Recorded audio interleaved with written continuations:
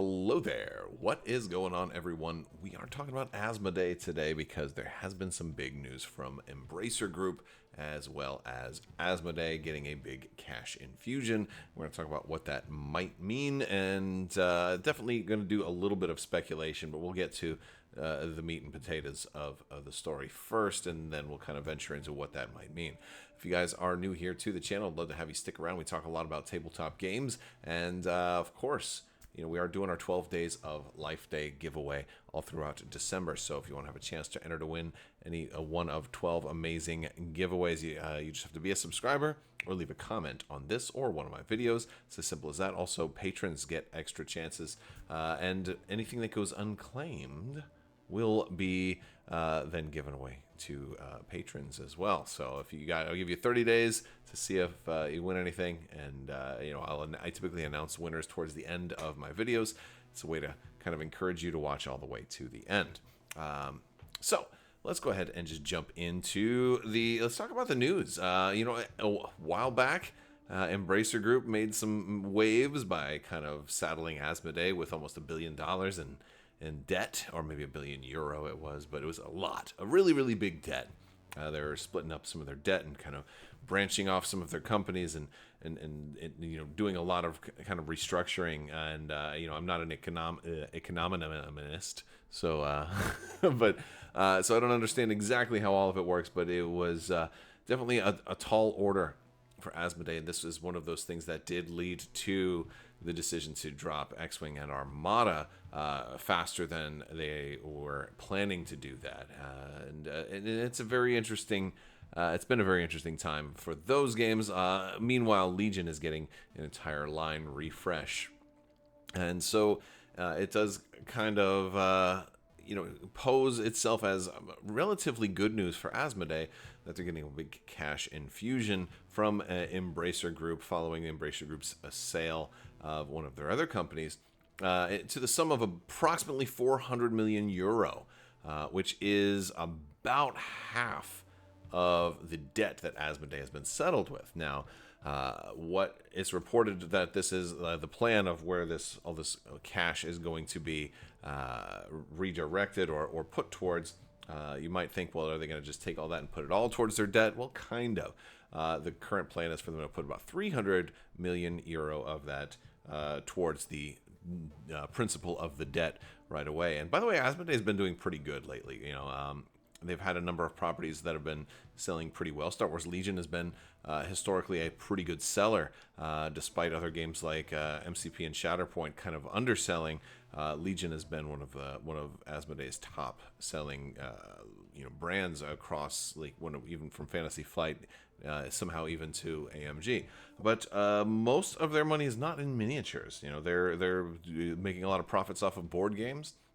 Ticket to Ride is one of their best selling properties, and recently, Star Wars Unlimited has been kind of knocking people's socks off with how popular it's become, and of course, being a card game, how fairly inexpensive it is to produce. Although producing the right numbers of a card game can always be tricky and can lead to difficult things like having too little supply or too much supply. You have to hit the supply exactly right. And it's always very, very tricky to do that. But regardless, it does seem like Star Wars Unlimited is doing very, very well for Fantasy Flight. So well, in fact, that I don't think Fantasy Flight is going to be doing a whole lot more of anything else that's not specifically card games for a while. So, it's kind of one of those deals where you find out what's doing really, really well and keep going with it. So what are they going to be doing with this money? So it is reported that about €300 million is going back into the debt to pay that off. That leaves them with about €100 million to invest into their company. And this has caused a lot of people to speculate on what exactly they may invest this $100 million in. It's a lot of money, and you could do a lot of things with a cash infusion like that if you wanted to invest in properties. Now, fans of X-Wing and Armada are probably asking the question, well, are they going to bring these games back? And while there's certainly, I don't have any information on whether or not they're doing that, we can get into the speculation part right about now, because this is where I don't think that they would do that. I don't think they would do that right now, right after canceling these games. And I say canceling, but they certainly haven't used the term canceled, but they have said end of development. And one of the reasons for that is I feel like if I were Asmodee and I still had about $500 million in debt, or maybe 600 million euro or something like that in debt that after this cash infusion, I still had to make sure I paid off. This is, I want to say it's like about a year and a half's worth of Asmodee's expected profit during, so over the next 2 years, almost all of their profits are going to be going towards this principal, and you kind of want, to ramp that up. That's and once they get the debt paid down low enough, then they can actually start paying like dividends to stockholders and things like that. And so that it's important, that they get that down, steady and quickly. And so I think to have this much of a cash infusion, I think one of the things that you want to do is you want to probably limit your risk.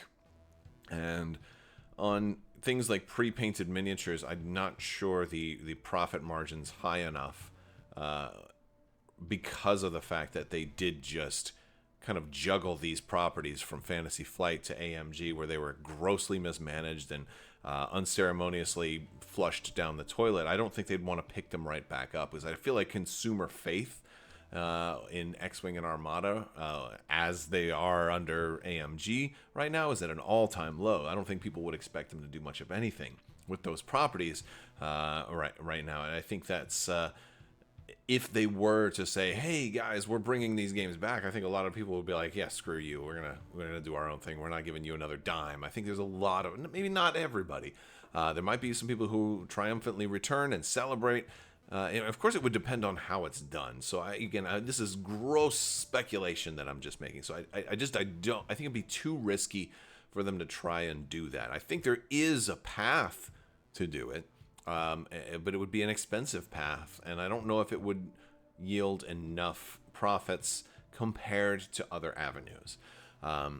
I think if I were Asmodee, something I would probably be more likely to do is go with certain tried and true methods for most of these funds. For example, Ticket to Ride. I talked about that as how that's one of Asmodee's top selling games and has been for years and years. Massively globally popular game, and it's a good game. But there has a lot of different versions. I wouldn't be surprised to see a Star Wars Ticket to Ride. If I were Asmodee and I had a lot of money to put into something, I'd say, well, all right, this is going to be minimal development time. We don't have to really hire any new developers. We can say, hey, look, we already have the rules for Ticket to Ride. We're going to put a Star Wars skin on it. We're going to get a map approved by Lucasfilm. The miniatures, we'd use miniatures from Rebellion or something like that, same molds, and just make them in different colors. You've got mini Star Destroyers.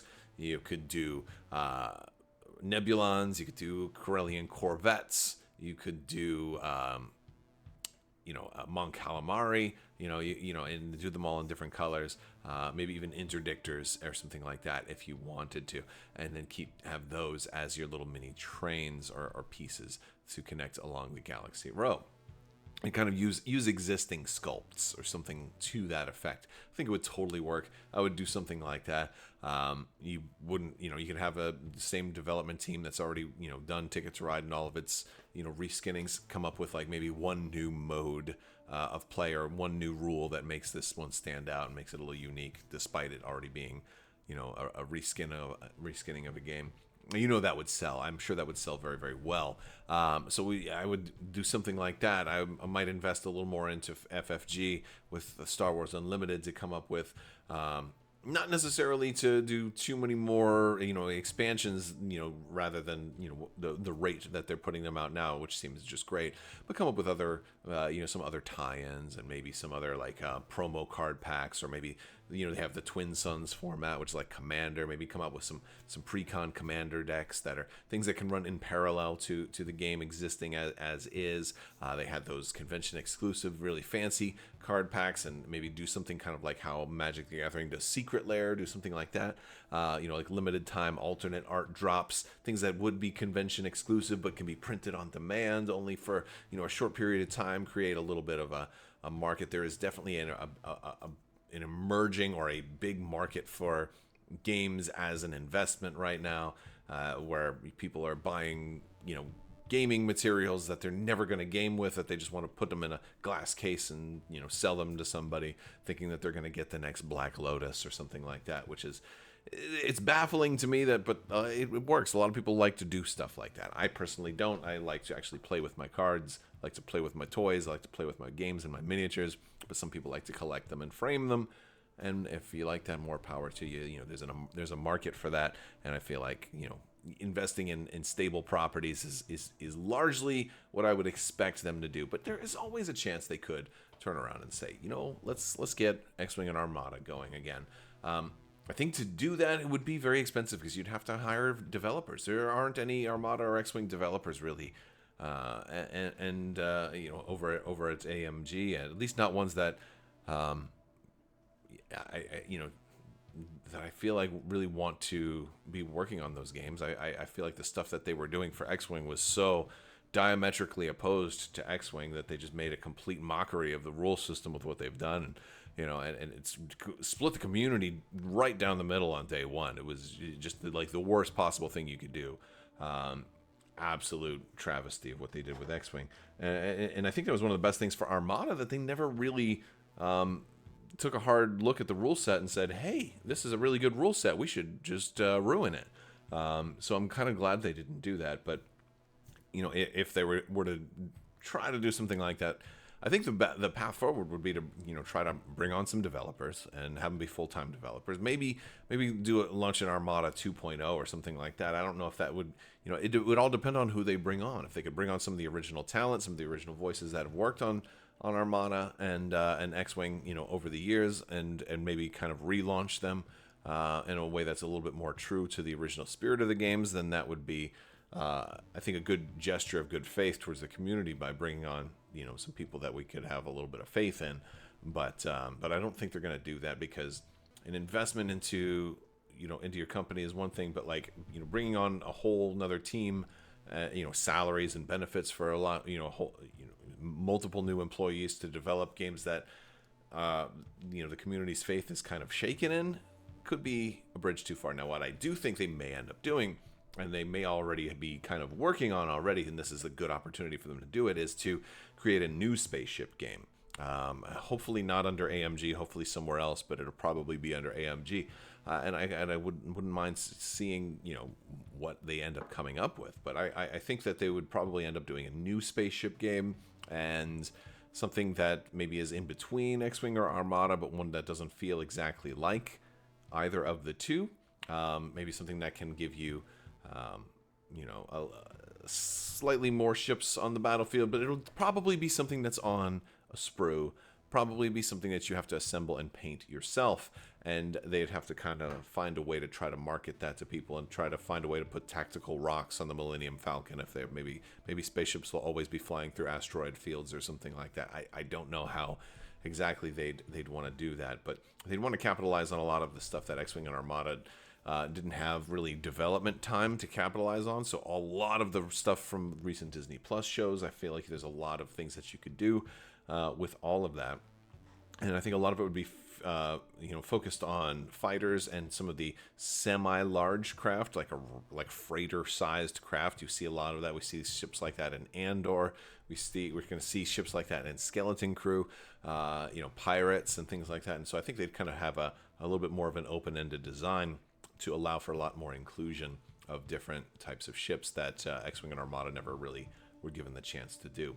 That's my guess. I think we'll see a whole new space game at some point, and I think that's where some of this money may go, knowing that the Star Wars audience is vast and that the space games are running away from Asmodee right now, between Drop Fleet Commander getting a new edition, and then Star Trek Into the Unknown having a pretty successful launch so far. I feel like their window of opportunity is shrinking, so they may want to kind of jump back into that arena before it runs away from them. All right, guys, that's going to do it for today's video. Make sure you let me know what you think down in the comments below, and I will talk to you soon. A big thanks to my patrons. You guys are out of this world and help make this whole channel possible. Thank you so much for your continued support. I will talk to you later. May the Force be with you. Live long and prosper. Be excellent to each other. Party on, dudes. So say we all, and always wash your socks.